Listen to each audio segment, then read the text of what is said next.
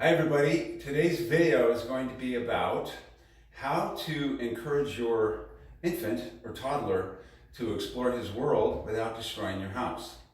Now that sounds kind of funny. We talk here a lot about Clear Mind Center in Meridian, Idaho, about how to develop your child's brain and encourage your child to explore its world. Well, then that bumps up against nice things you have in your house, and you want to preserve those things. So years ago, when I was in chiropractic college, we had a new baby, and we were talking about how to develop the sensitivity in our fingertips as chiropractors. And at first, it's very difficult, and you have to grow new nerve endings.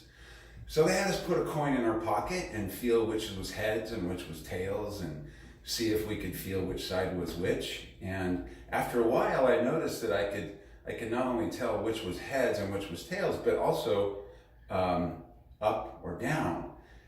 Right then, one of my daughters was born, and I had the idea, how about we develop the sensitivity in her hands, because the hand at that point is just an extension of the brain, and they're trying to use their five senses, touching, tasting, moving around, exploring. And so what I did is I took her around the room, and I would open up her hand, even as an infant, and I would have her touch everything, which as parents, we don't want them grabbing when they can start to move about. So after a while, she caught on. At first, she wanted to grab everything, put it in her mouth, but after a while, she caught on. And every time she would see me, she would open up her hand and say, touch, touch, touch, touch. She wanted to play this game. So we would go around the house. She learned the difference between smooth and rough, and we'd feel the bark on the trees and the leaves and all the little figurines you don't want your kids to ruin. So here's what happened.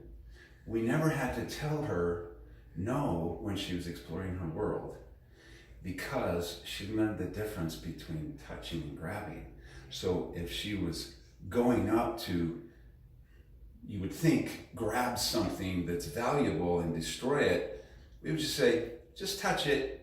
And she would walk up and touch it and then walk away. So that first word that she learned the first sentence wasn't, no, don't touch. You never have to do this. The other thing that it does, it encourages them to go and explore their world without limitations. And the limitations are then their own limitations, because they know the difference between touching and grabbing.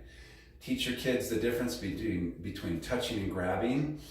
It will develop their brain more normally. They'll be more interested in their world. If you have any questions, call Clear Mind Center at 208-338-8902. I'm Dr. Harmon. We'll see you next time.